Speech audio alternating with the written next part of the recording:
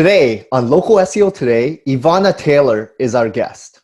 Ivana runs a website, DIYmarketers.com. Her site helps small business owners market themselves on a budget and helps alleviate those feelings of being overwhelmed with all of the marketing and technology options available. She also hosts a Twitter every Monday and Tuesday with the handle Bizapalooza Chat. Thank you for being on our show, Ivana. You are welcome, and thank you for having me.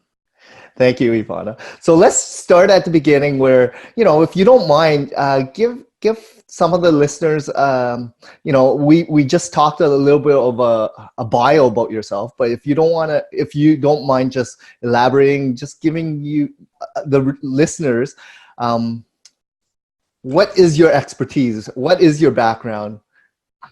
Okay, well, I started out I don't know if I started out like a lot of marketing people. I actually started my college career in marketing. So I studied marketing in school, and I did not ever change, right? So I started with marketing, and I actually was most interested in business-to-business marketing, which we used to call industrial marketing. And I started my career in sales, selling long distance. So if anyone's ever seen Glenn Ross, this was my life for a good solid year.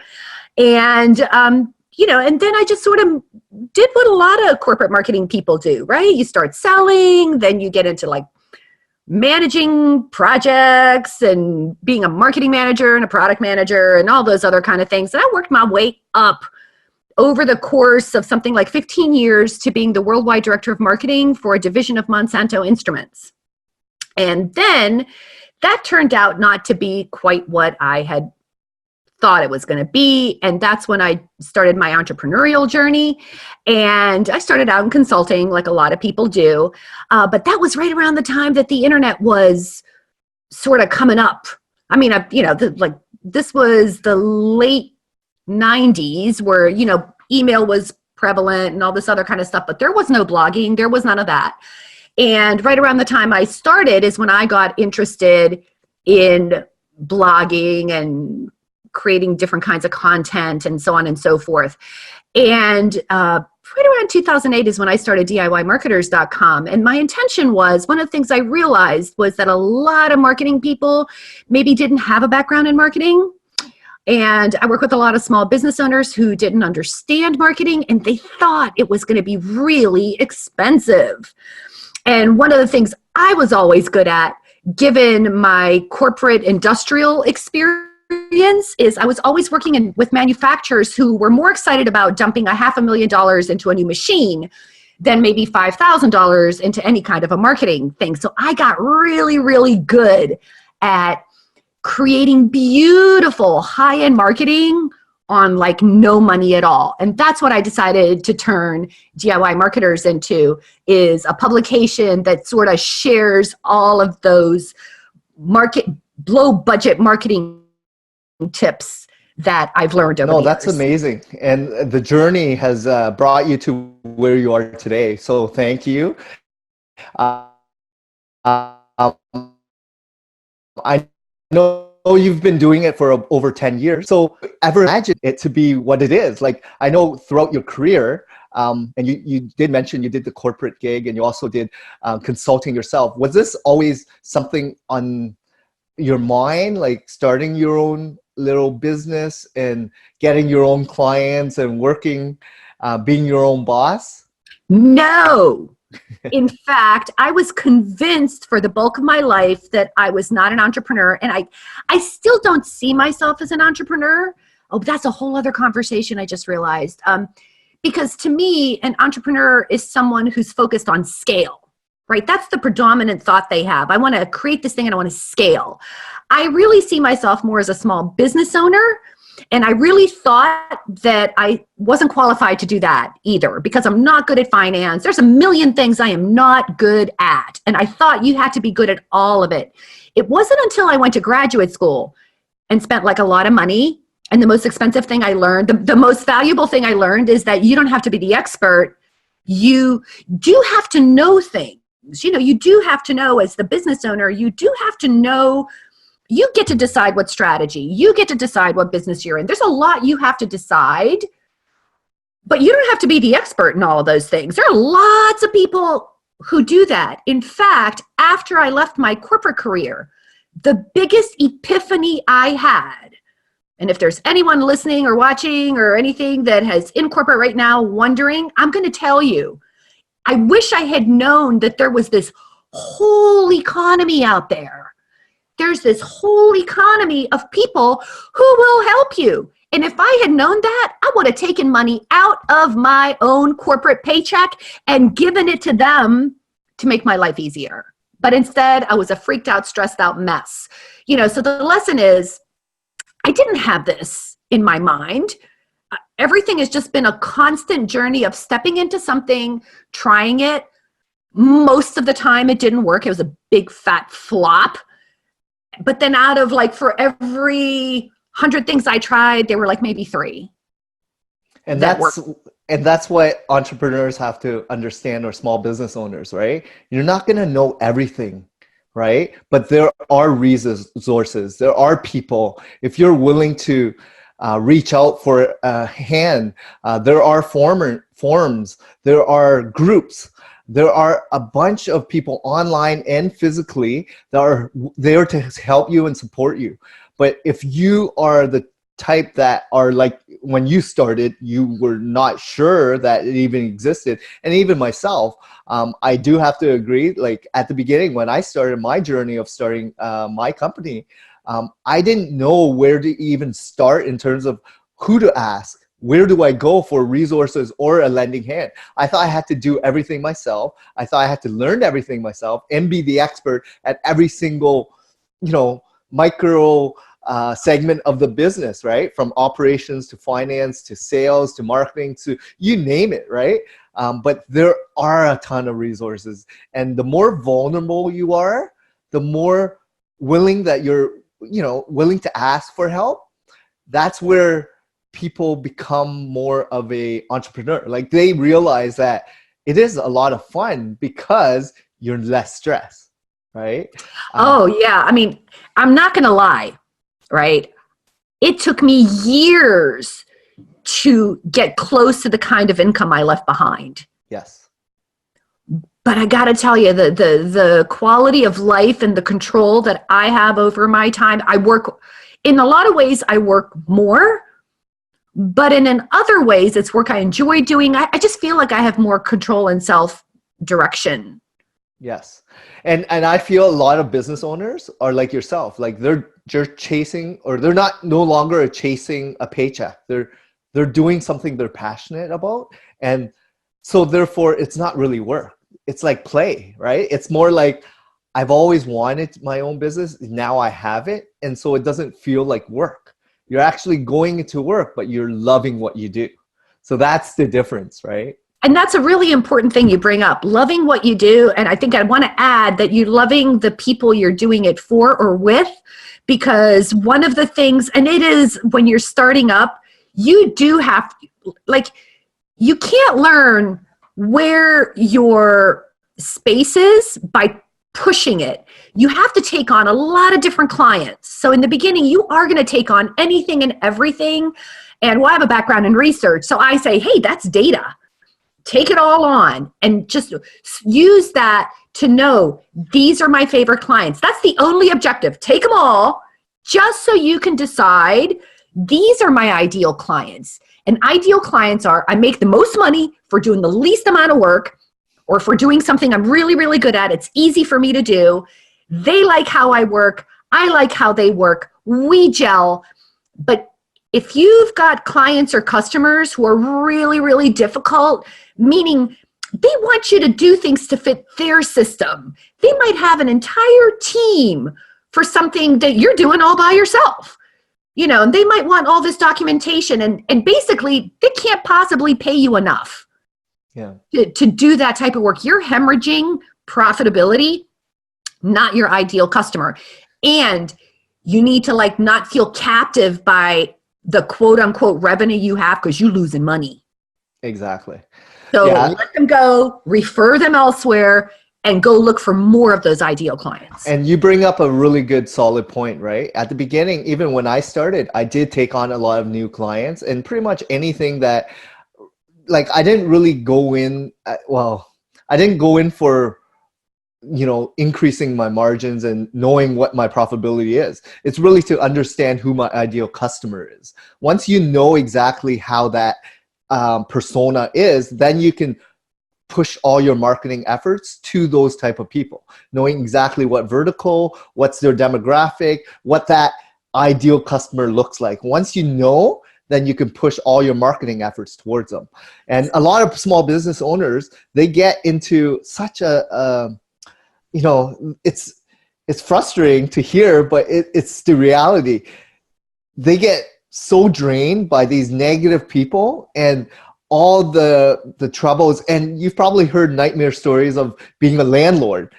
Those bad tenants drain you, right? It's very similar to business. There are bad customers out there. Not all customers are created equal, right? And once you realize who your ideal customers are, that's what will make you really love what you do, right? Because they fit the mode of who you want to work with. And I really want to add a super helpful tip around this, because I think our listeners are totally going to love this. I'm going to reframe how you look at marketing and what you invest in marketing. So now let's say that you have your favorite customers and you know who they are, right? And you know how you know who they are? When you look on your phone and you see the caller ID and you smile. That's how you know this is a good customer, because you're smiling, because you know you get money, and you know it's good money for work you like to do, for people that you like to do it for. Those are your good customers. Take a look at that financial data and notice what your profit is just on those people. Once you know what that profit is just on those people, guess what? That is money you have a choice that you know what to do with. You can go on vacation. You can put it in your bank account, put it back into business. There's lots of things you can do, but that is the amount of money that you can use to do what? Buy more ideal customers. Yep. Because every single one you find that's just like that is going to contribute approximately that much to your bottom line. What a different way to look at your marketing budget.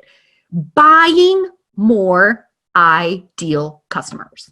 And a question I have for you is, once you find out who those ideal customers are, how do you get in front of more of those customers?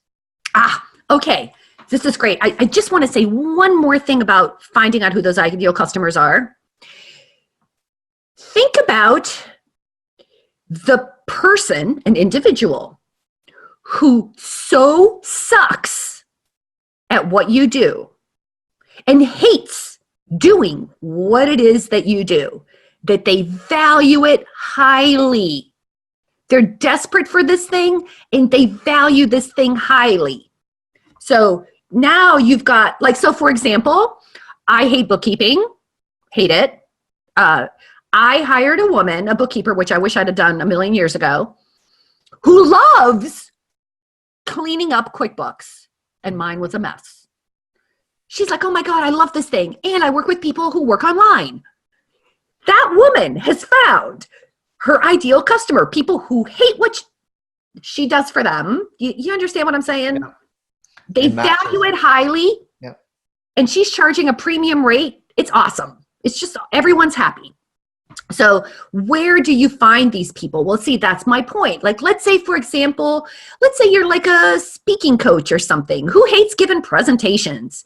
You know who hates giving presentations? Engineers. People who are analytical. So you've got to get really, really creative. Step beyond industry demographics. Those are all important. I'm not saying you don't do those. Those are the obvious ones. So if you've done that and you're still feeling stuck, go into the second level that I just talked about. No, that's great. Well, thanks a lot, Ivana. So in terms of your career path, right? I want to just go back a little. What did you really learn? I know over the years in the terms of corporate, were there things that really enhanced and you loved in terms of your job? And what did you bring over to your business today? What a great question. What a great question. Because I'm going to you talked about being vulnerable. So I'm in the marketing business, right? And I was suddenly on my own and trying to figure out what the hell I was supposed to do with my life. What I did is I went into all my old job descriptions. I pulled them all out and I laid them on the floor in this room, in fact. So it's covered with paper. And I read each job description. And what I said to myself was, because everyone says, what do you do? And you're like, marketing. And they're like, oh, advertising. And I'm like, no. So I was like, there's more to it than now. And I went through each level of job description, each goal, each everything. And I asked myself one question: why did you do this? Yeah. What was the purpose behind doing any of these things? If it was market research, why did you do market research? Right? So it finally dawned on me, and I'm embarrassed to tell you that it took close to 18 months.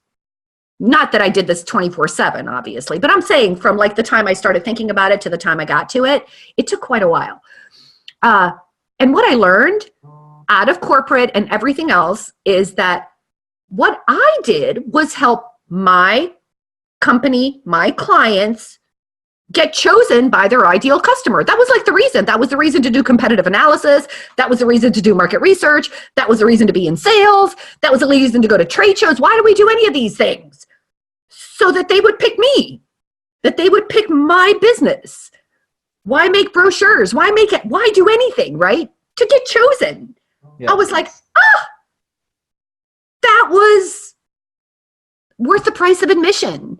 And then when the light went on, I was like, oh my God, I can't believe it took this long to get there. Yeah.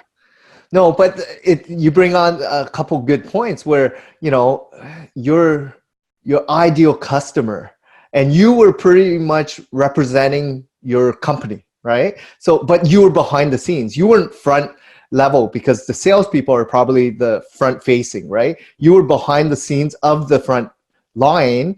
And they didn't really understand, people didn't really know what you did, what your role was, right? So how do you now explain it to the average, your ideal customers, like business owners? Because it's very difficult to even explain what marketing is for a business owner.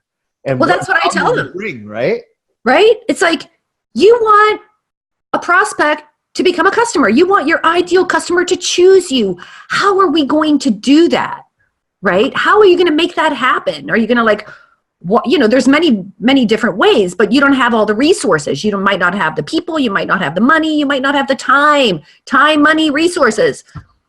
These are the key things. And then it all starts with choosing a marketing strategy and all that other kind of stuff. So I've gotten to the point at this stage of the game where I have some pretty firm opinions about how things work. Right. Yeah. So I'm not saying that they're correct, but they're just, what I think works. So, to me, what I do is I help people get chosen, and I help small business owners choose the right marketing strategies, the right tools that implement those strategies, because what I believe is actually the opposite of what you're going to hear everywhere. I believe that you should actually do less marketing if you want to make more money.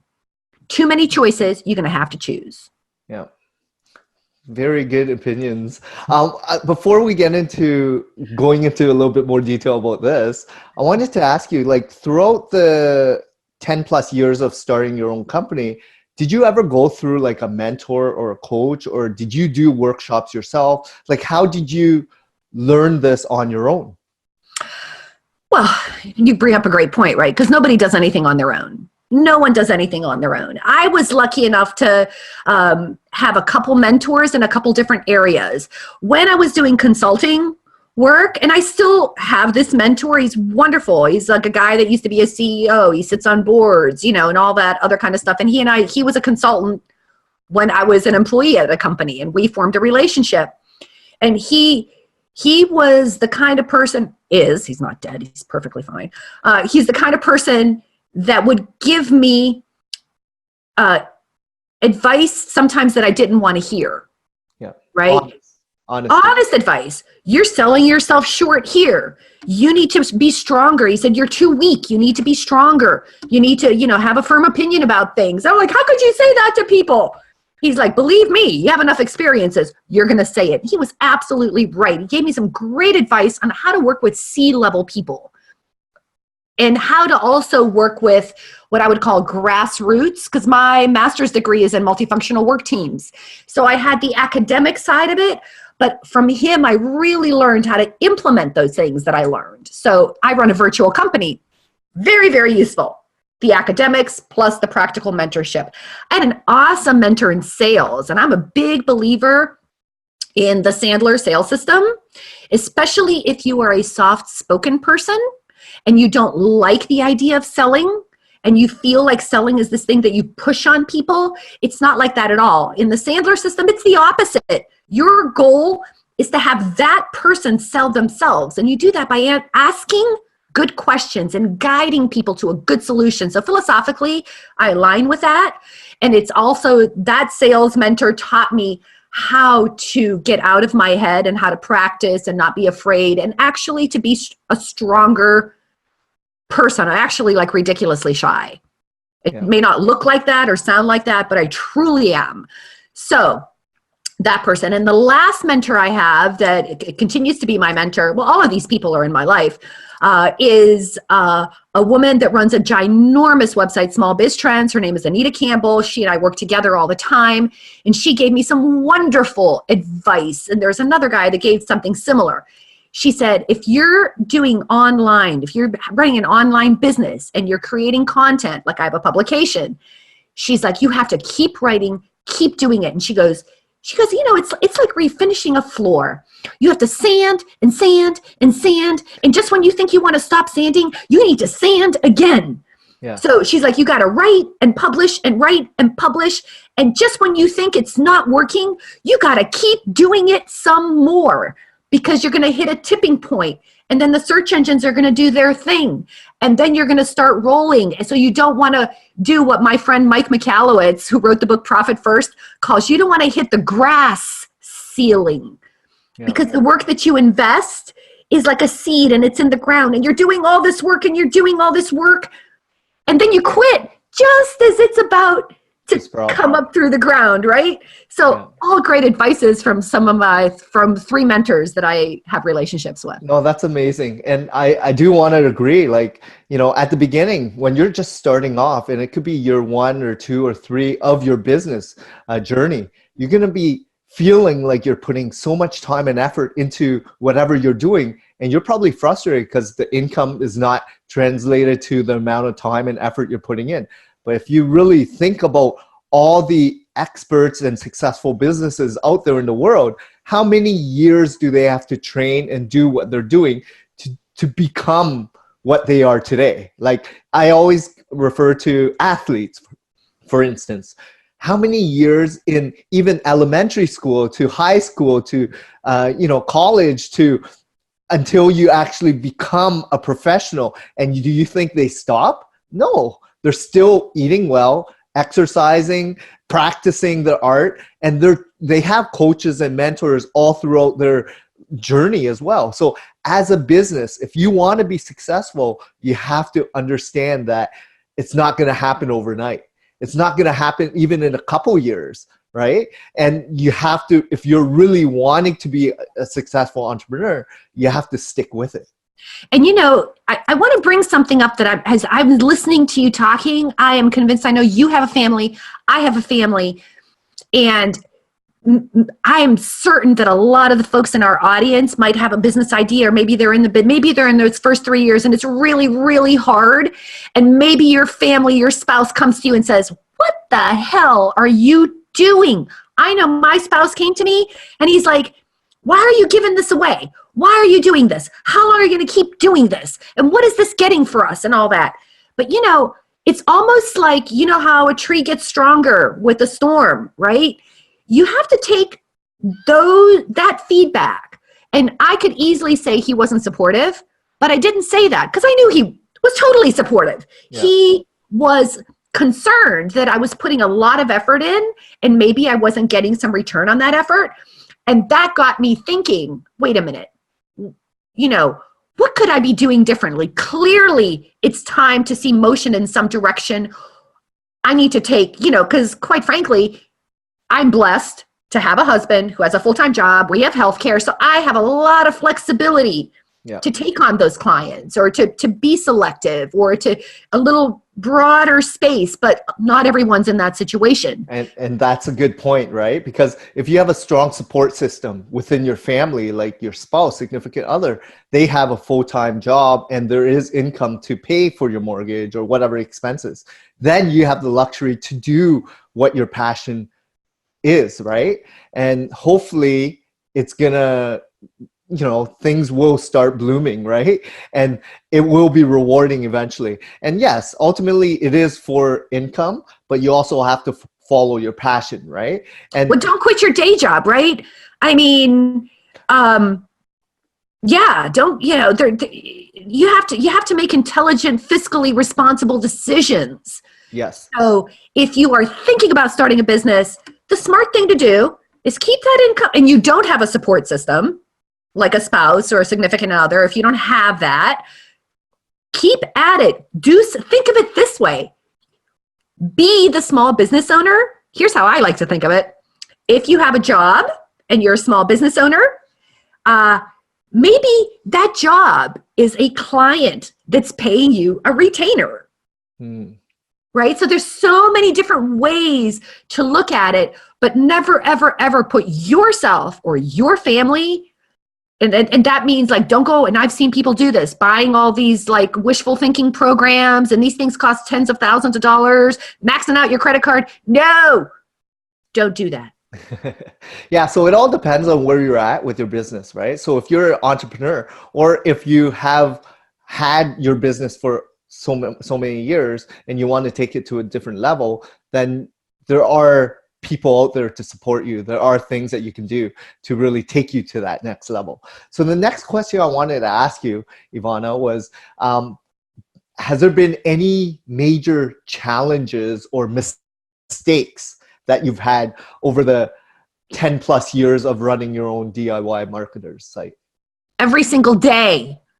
Every single day. I make so many mistakes every single day. And you know, the biggest challenges I have are the ones in my area of expertise. So you might think like, oh, I'm an expert IT person, or oh, I'm an expert marketing person, or maybe you're like, I'm not a marketing person and I don't know what I'm doing. People, I am a marketing person and I don't know what I'm doing half the time. Yes. So like, you know, the first mistake I made is I barely started my business. I barely had a name. I had no idea what I was going to do.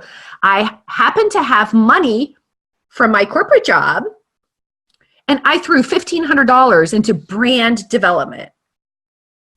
What the? Stupid.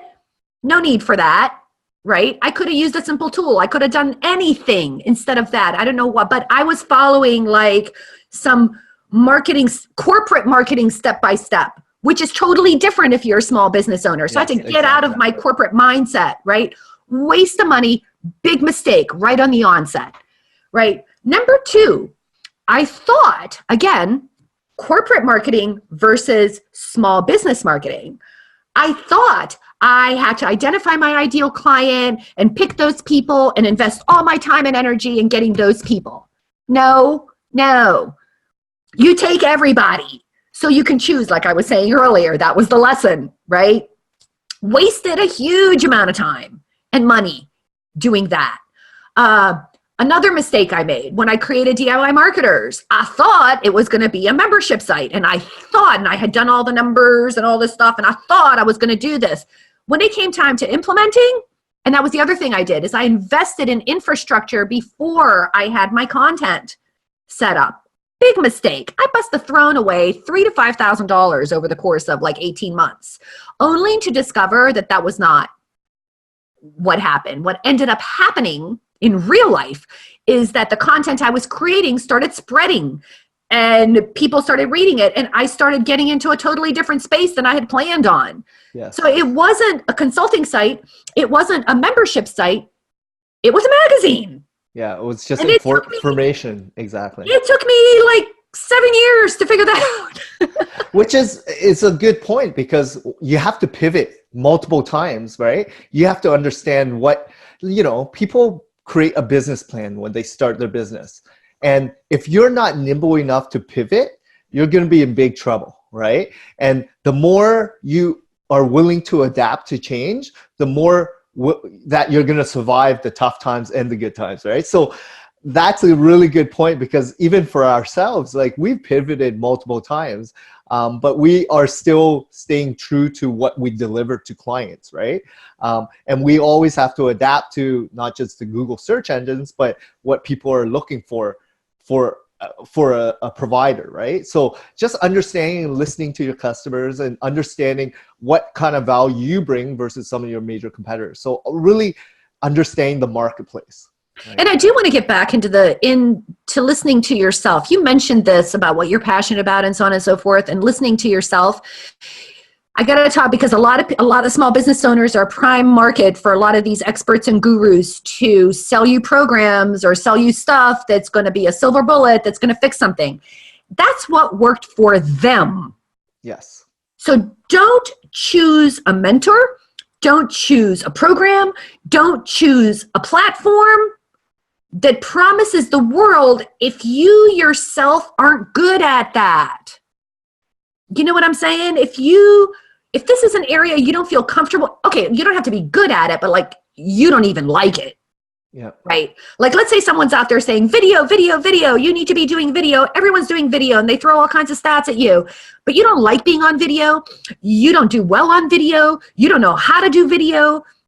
But the most important thing is, if you wouldn't do it on your worst day, like you're sick and all this, and you should want to do that thing. Yeah. Like, I could be sick and I will still want to write an article. I will still go to Twitter. Those are my favorite platforms. So follow your passion, and it doesn't feel like work, right? Because if you're not comfortable with video, then why even consider it? So it's very similar. We've actually, like myself and the company, we started doing speaking engagements. And I took it on as a challenge where I wanted to actually practice my public speaking and not get anything out of it. Like, my goal was get comfortable in front of people. All right. And now, after doing it for 20 plus times, now I feel much more comfortable, not just in camera, but in a large group setting. Right. And just feeling natural versus, how public speaking, that's the biggest fear in people's lives. Right. And, once you feel comfortable, then you don't lose sleep over it. You're not stressed, because so many other factors happen when you're not enjoying what you're doing. Right. Exactly. So another question I have is advice in terms of people that are starting off or just been running a business for a long time. I know you've been doing it for about 10 years. You've already given us some great advice in terms of, is there one or two that you can really think of, someone that's just starting off? What would you tell them? Okay, so really good question. I think someone who's just starting off, I would say, I'm going to pass on the advice one of my mentors gave me. It happened to work with a consultant, but it could be the same thing with any customer, right? Be clear about whatever your process is. You have a process, and it's a unique process by definition. That's why my little logo has a thumbprint. By definition, you are unique, right? So whatever process you're using, you've come up with that for a reason, and it's a good process. If you're working with a client or a customer or something who's asking you to do something different than that process, and you don't think that you can be successful doing it that way, like you get like a little red flaggy thing that goes off, don't do it, let it go. Refer it to somebody else, because the instant if you don't do what you know how to do, you're not going to be successful. And now you've created a quote unquote bad review. You don't want that. But the challenge is, when you're just starting off, you're all about taking on anything and everything, right? Yes. So it's so hard to stay true to yourself and the process and what you've built, right? In terms of, you need to have confidence in yourself too, right? And I'm only telling this because I have done it. I had a process, and I had a client who asked me to do something different than that process, and I said, okay. And what I learned, I totally lost my shirt on it. So I'm not saying don't do it. If you're doing what we've been talking about, which is, yeah, you're going to take on people, you're going to find your ideal customers, you're going to know what that ideal process is. What I learned from my thing is that I didn't even know what the true cost driver of this process was.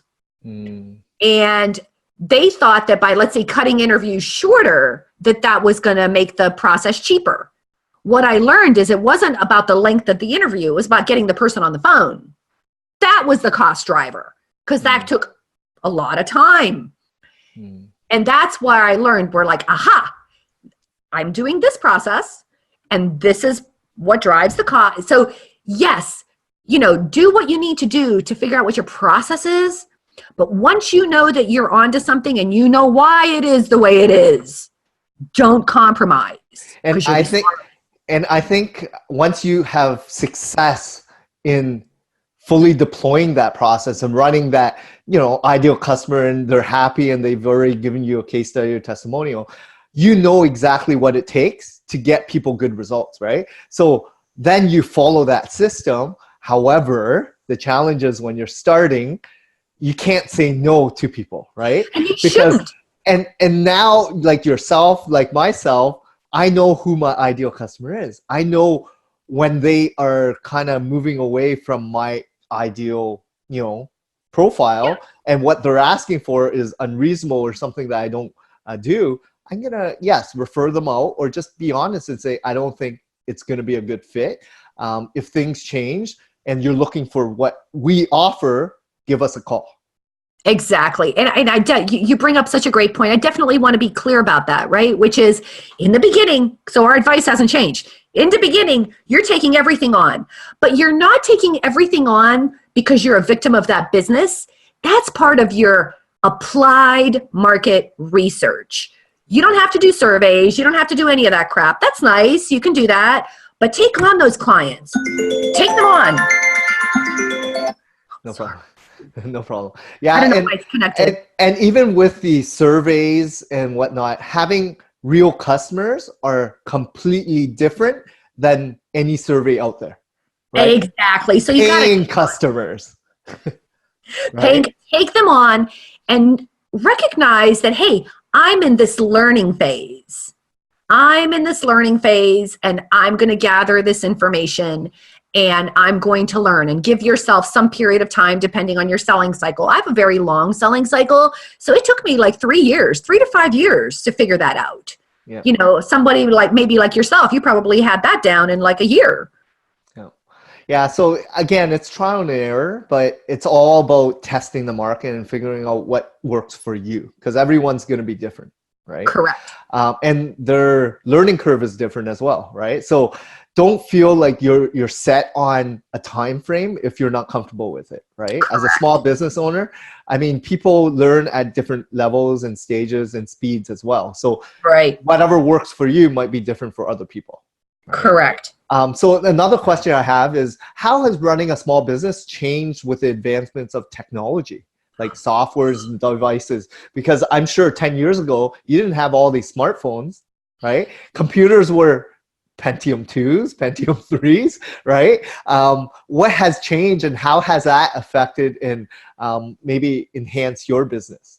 Oh my God, technology is everything. And the reason I'm so excited about it is that there has never, ever, ever been a better time to go into business for yourself. There's so many options you can do, and it's all because of technology. It's changed so very much. For example, right now we're on a computer that, first of all, took an entire 2 rooms or an entire floor back in the 70s, the kind of processing power. I don't even think NASA had that kind of processing power that's sitting on my desk today.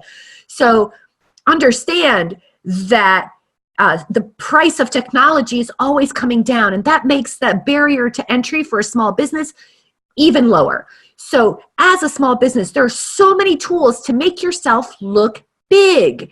So it could be everything from running a website, putting up a beautiful website. I don't know what else. I run my entire business from my cell phone because I have Google and it costs me like hardly anything. I don't know, it might cost me like $50 a year or something. Maybe it's 100 because I have like a lot of stuff, like I buy space, right? But that's got all my files, all my emails. It's collaborative. I mean, I could run an entire virtual team on like $100 a year. Is that, tell me that's not crazy, right? Now my website does cost something, but for most small business owners, you're not going to need 1,000 articles. You're just going to need like 5 pages, simple email marketing. I'm telling you that there are entire platforms that may be a giant corporation like SAP, like SAP operating systems. Now you can use a platform like Zoho for $35 a month to run your entire business. You could have a website, you could have calendar, email, like everything. Yeah. For $35 a month. So with some of these technologies, so Zoho is a CRM. Email, I mean, there's a lot of free ones like Gmail, Yahoo, well, that's what Hotmail. I'm telling you, John. So there's so much Zoho has available. all of it. Zoho has an entire everything. Email marketing, CRM, email marketing, booking calendar, accounting system, like everything for $35 a month. And it used to be Salesforce. There's a lot of competitors, right? And if you want to integrate it with different softwares, right? If you want leads pages, you can use HubSpot and Infusionsoft. Right. So there's a lot of technology out there. So, but the challenge is a lot of local small business owners, they're just not comfortable in knowing what's out there. So if you're vulnerable and you start asking and you start doing some research and getting involved in forums and network events and talking to people, that's where you're going to learn all this stuff. But if you're trying to do everything yourself, that's where you're not going to learn everything, right? All right. Because a lot of people have tried it already. They know what's best, right? And you have to ask. You have to start, again, being vulnerable. Right? But you need to know, and this, a lot of people ask me, how could you run a site like DIY Marketers and then tell everybody to get help? So I guess I need to explain, you as the business owner, you need to make some very, very important choices. And we've talked about all of that. You need to choose, what is my strength? What is my one marketing strategy? There's only 3 marketing strategies. Choose one that you feel comfortable with. And those are all based on time, money, resources. That's all there is, right? So based on your strength, time, money, resources, choose that strategy. Once you've chosen that strategy, now you've got to choose your brand. What is your message? Who's your ideal customer? Only you can choose those things. Once you've done that, now you're clear. If you're clear about which direction, which tools are going to help me, because if you don't have those that's like the foundation of your house.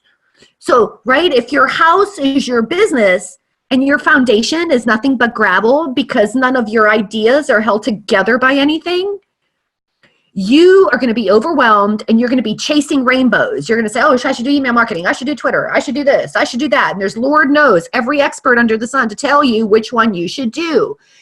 If you find yourself in that soup of the 1,000 points of light of ideas, you haven't chosen these things that I've just talked about. You haven't chosen a strategy, an ideal customer, how you're going to reach them. You haven't done that basic work. And I'm not talking about a 500-page marketing plan. I'm talking about like a 1-page think it through. That's all. And I think that's where a lot of business owners fault, right? They don't really have a clear mission or goal or what are the core values of your foundational business, right? Once you set that up and you're true with that, then you can start on figuring out where you want to market. And even when you're marketing, you got to continually pivot because things change, technology changes, things that work before, especially if you're relying on certain platforms and different software, there's going to be vulnerabilities and changes that happen, right? So just be aware of that and make sure that because you're a small business, you're able to pivot, right? It's not like you're a big, large corporation where then you have to do the training, you have to purchase. It takes a lot longer to actually adapt to all that. Pivot means? Can we just talk about pivoting, right? Here's the center core, And this is what pivoting means. If you're at a center and then you're just moving directions like a triangle, like these Exactly. angles. Should I point it left? Should I point it right? But the core doesn't change. Yes, Who you exactly. are, what you offer, and your commitment, like you were saying, your mission, your values, those things are not changing. Exactly. So pivot doesn't mean, I don't know, like going to another hub. I don't know how to say that. You know what I'm saying? Yeah, no, I totally understand. So in terms of like what drove you to become what you do today? Like obviously it sounds like you're super passionate of what you're doing. Like what continues to drive you today? Oh my God. I'm going to just honestly, because I've had a lesson about this recently. We talked about this before. I think what drives me today, so I want to be clear that I am 55 years old. My son is in college and he's almost gone. So what drives me today is very different than what was driving me 20 years ago. Right? Yes. 20, 30 years ago is building a career. I was learning things. I was taking on new challenges and I'm still doing that, but my goals are different. So what drives me today is actually having a business that supports my personal goals, my personal lifestyle. And that's why I'm saying, that's why I don't call myself an entrepreneur, because my predominant conversation has nothing to do with scale. When I think about scale, I'm thinking about scale in creating a product that continues to generate revenue. I can put some work into it, maybe not. It's like a perennial garden, right? I'm gonna do the design, I'm gonna plant my plants, I'm gonna weed, I'm gonna take care of it, but it's perennial, right? It's evergreen. Versus what was driving me maybe 10, 15 years ago, which is maybe starting like 15 different things and seeing what was gonna work, right? So, but now I find myself honing in on back to what we talked about.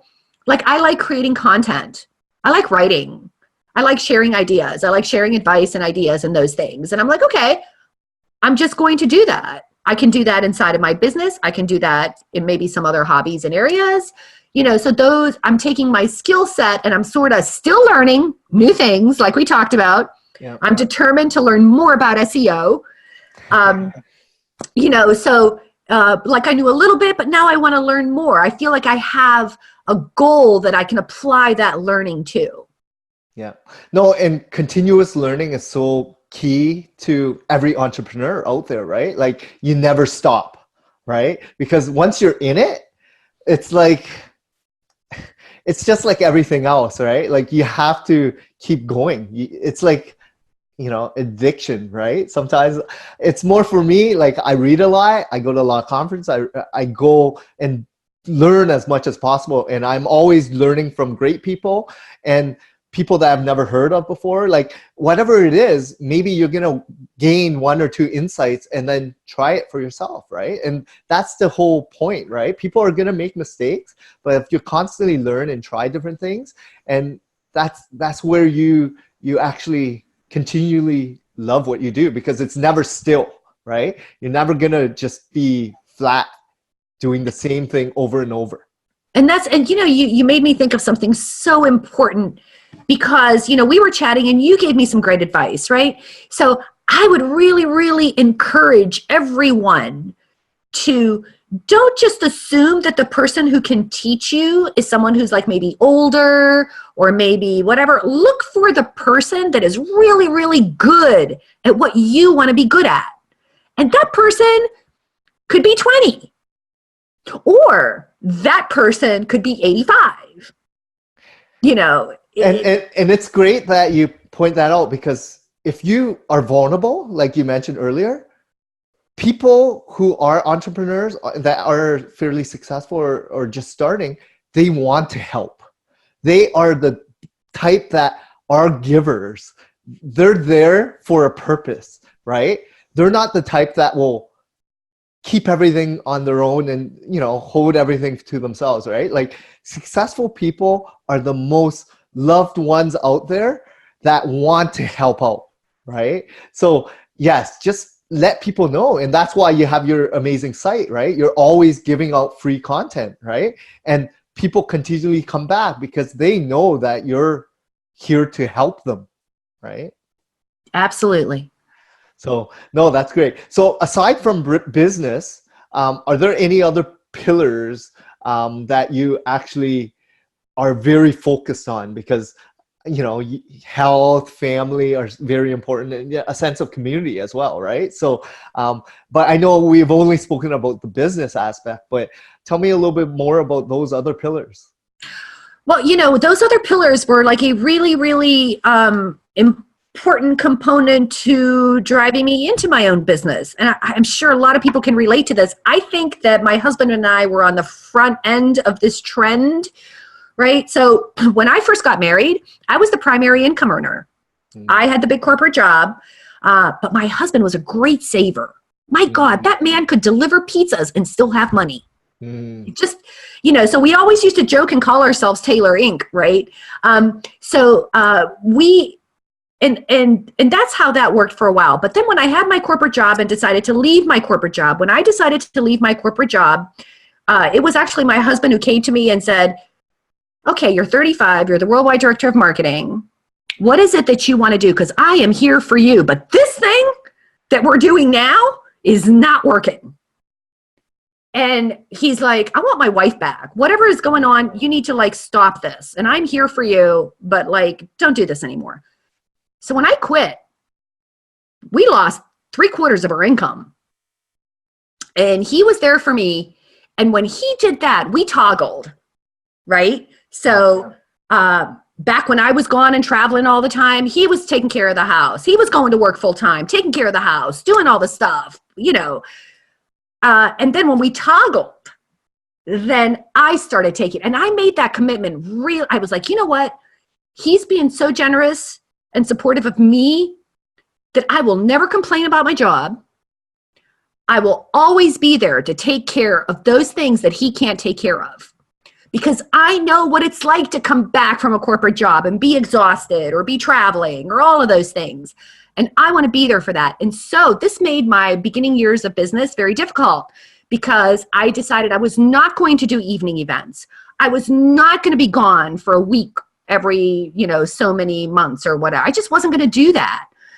And then we started a family. And then I also made that decision that I would be available in the morning and when that kid came home from school, I would be available.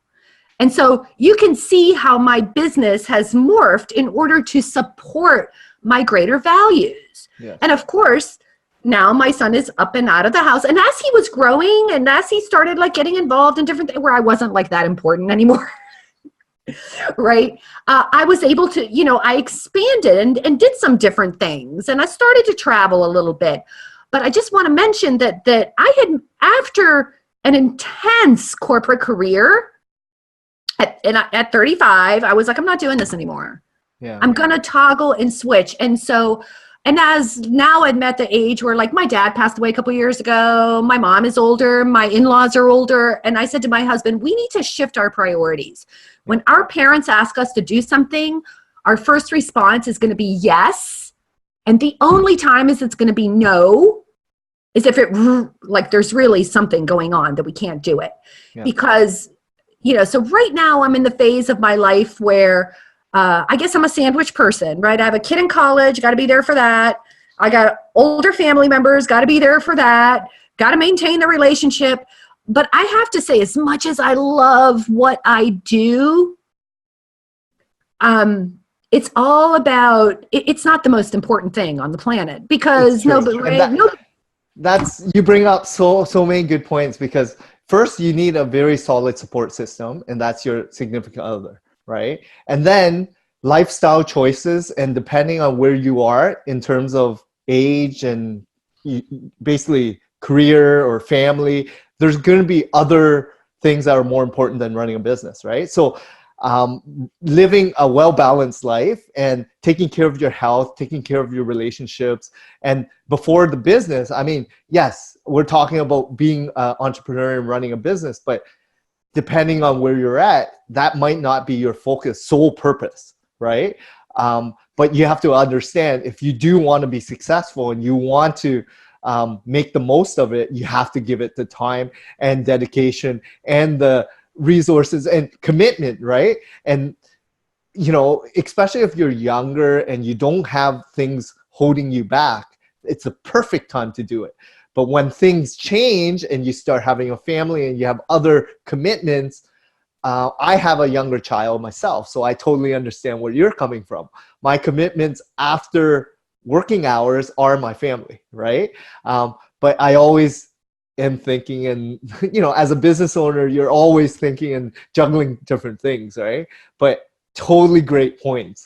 Never ever, and I have to tell you, I have a good friend who built a business, runs a ginormous company now, and I've been with him since the start.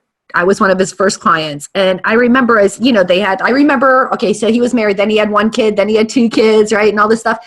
He was always working, and I was like, dude, you know, you need to be there for your wife, be there for the girls, be there. You're important, you matter. The business is gonna, it will be there. Do not worry about it.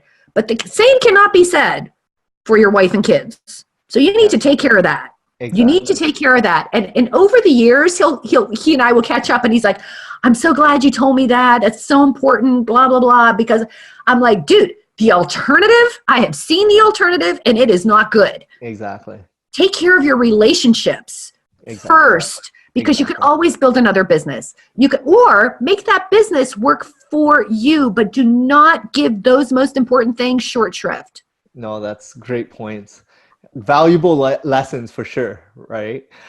So I'm just gonna, just finish off with in terms of where can they learn a little bit more about your business, Ivana? Because I know you do have a website, and I believe it's DIY Marketers. Right. So yeah, absolutely. Just hit on DIYmarketers.com. And what I'd recommend that if you want to do this, just search on how to choose a marketing strategy and maybe add DIYmarketers.com. You're going to see some really good content there that will be helpful. We talked a little bit about that. I also, as you mentioned earlier, and this is such a great resource for entrepreneurs. So I host a Twitter chat twice a week, Mondays from 2 to 4 Eastern, and Thursdays from 8 to 9 Eastern at night, 8 p.m. to 9 p.m. at night on Thursday. So tonight, there's going to be a Bizapalooza chat. And one of the things that, what you get as a small business owner, so how you do there is you just go to Twitter, in the search bar, type in hashtag Bizapalooza chat, and you're going to see the conversation. There's a whole community there of experts. Ask questions. There are people who are dying to help you. And there are Twitter chats all over Twitter with all different topics and experts. You couldn't afford to pay these people. But if you show up on the chat, they're desperate for your engagement. So that's like a little secret insider tip where you get a lot of information. So thanks a lot, Ivana, because again, a lot of people are stuck. They don't know where to turn to. And there's some great resources on your site and on your Twitter chat as well. So I really thank you for taking this opportunity to be on our podcast show. And for sure, we will stay in touch. But thanks a lot, Ivana Taylor. And I will speak to you again. Absolutely. Thank you so much. It was wonderful chatting with you. Thank you.